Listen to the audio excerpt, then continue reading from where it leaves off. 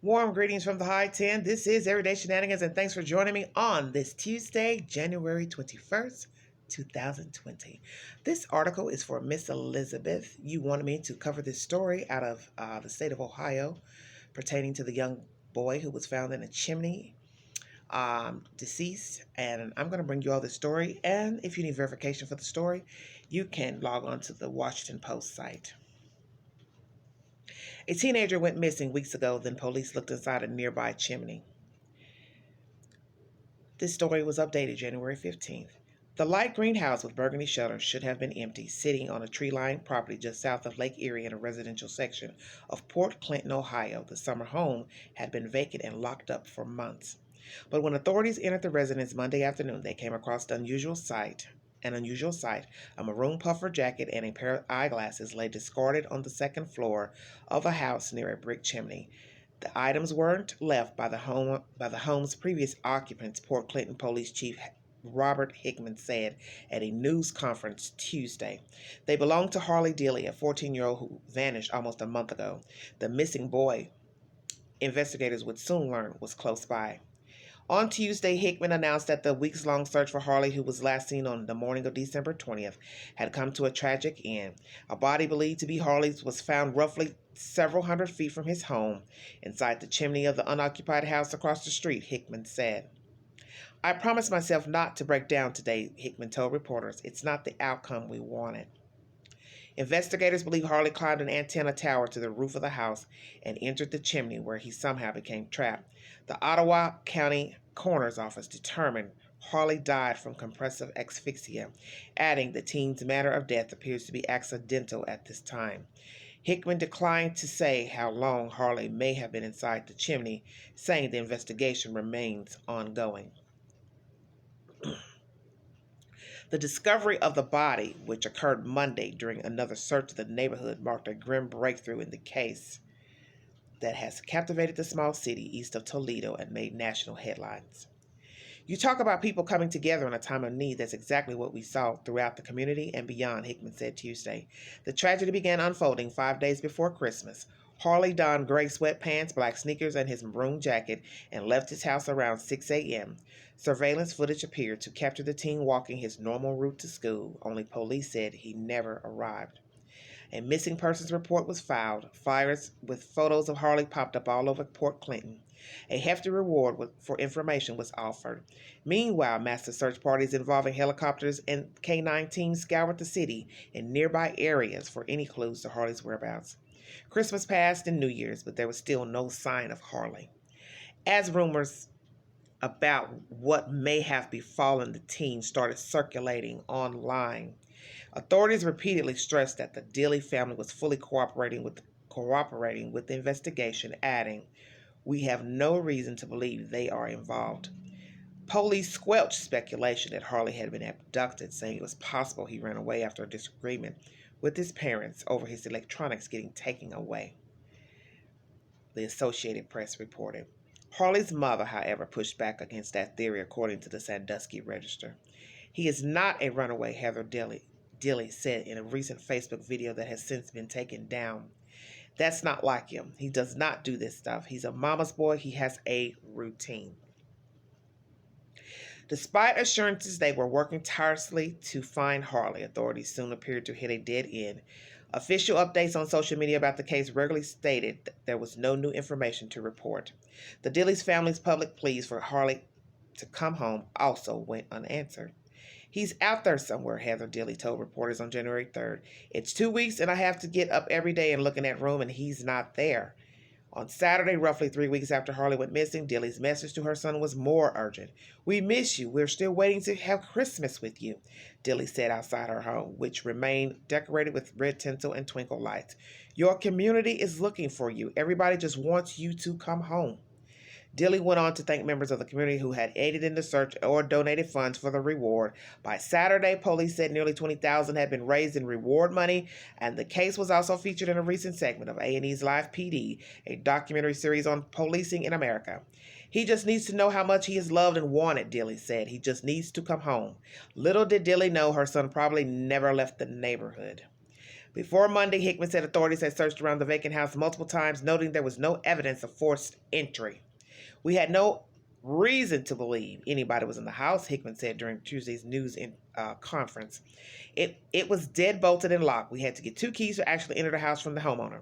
It remains unclear exactly why investigators elected to check inside the house Monday afternoon, but the decision proved critical to solving the mystery of Harley's disappearance. Once the teen's jacket and glasses were spotted, it didn't take long for police to examine the chimney. We were then able to discover what we believed to be Harley, who was caught in the chimney, said Hickman, describing the space as 9 by 13 inches. He later added, "This is a tragic outcome to the case and a tough loss to the community." The news was met with an outpouring of grief from the state officials and the city's residents. "We are heartbroken over the outcome, but now every effort was made to find Harley," Ohio General Dave Yost said in a statement. "No case is tougher than when a kid goes missing." One person described the situation as gut-wrenching. WJW reported.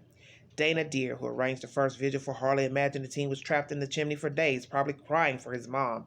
"That's what's bringing me to tears," Deere told WJW. During Tuesday's news conference, Hickman struggled to keep his composure when he was asked about Harley's family. "What would your state of mind be if you lost your 14-year-old?" he said. "I can't put words into that." And that is the end of that story, brought to you by the Washington Post. I will now bring you my commentary on this said story. Okay. I brought you this story only because Miss Elizabeth in the comment section mentioned this information. Sorry. One of those days. Obviously, there's been some talk up there in that area. I don't know.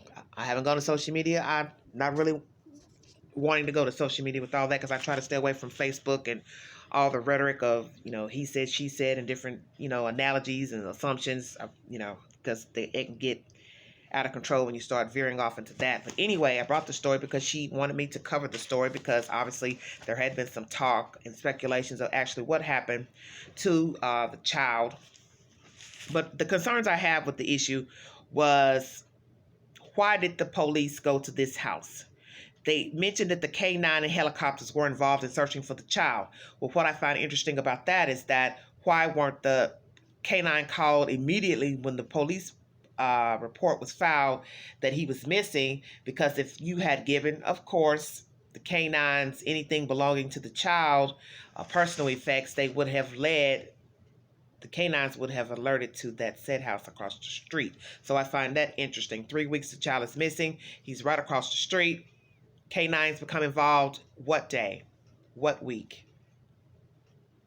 And now knowing that he was across the street, you see where I'm going with this. The K-9 could have alerted day one that he was across the street inside the chimney. Possibly his life could have been spared. I do not know.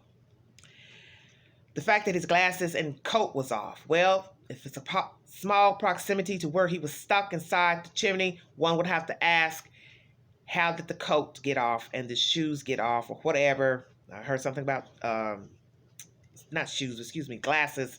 Glasses and coat were removed from his person. So one would have to ask, had he just been walking around the home, making himself comfortable, then decide to climb up the chimney for some reason? You'd have to ask yourself, why would he do that? Why wouldn't he have his coat on if he was trying to go back out the chimney? And if he went down the chimney originally with his coat on from outside, how would his glasses and coat get through the chimney, but his body's stuck? So that's an interesting theory as well. The issue they mentioned about the disagreement of the electronics being taken away, and that was the reason why maybe he was upset, didn't go to school that day, wanted to play hooky.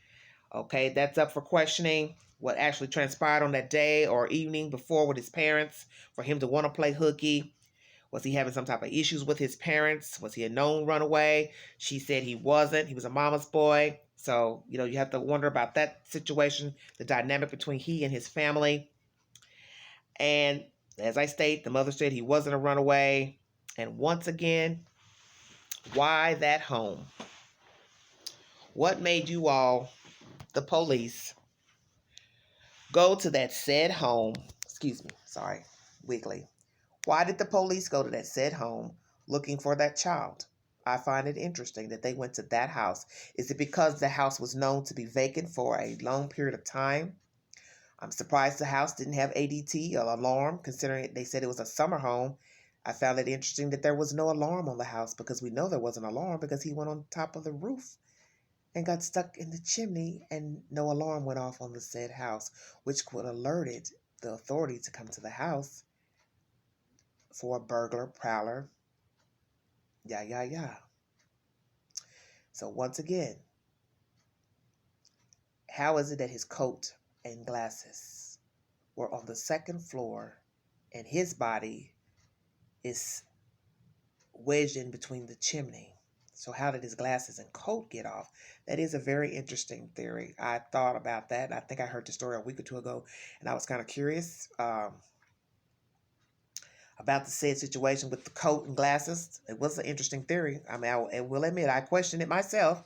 I don't know what's involved. I cannot speculate if there's foul play involved. I can't say anything, but I would say if a person got wedged in a chimney and they went in that chimney originally with their coat on, glasses on, then how did their glasses and coat make it to the floor below to be off, but their body is wedged into the chimney? And that leads one to think that he was already in the house and took his coat and glasses off and then tried to climb back out.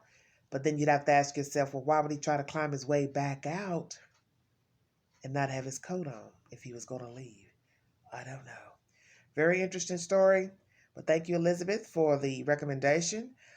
If I get any more said information pertaining to this case, I will bring you an update. It is still an ongoing investigation. Condolences to the family and the community. And as I state, I do think it's odd that they didn't render canine assistance day one when the report was filed by his parents that he was missing. If you have any more said information or updates to this story, please drop your comments below. Thanks for joining me on this wonderful and chilly day in the high 10. Thanks you guys for joining me. Like and share, and I will be back with a update to the said story. Verification of this story is by the Washington Post. Thanks a lot, you guys. Bye-bye.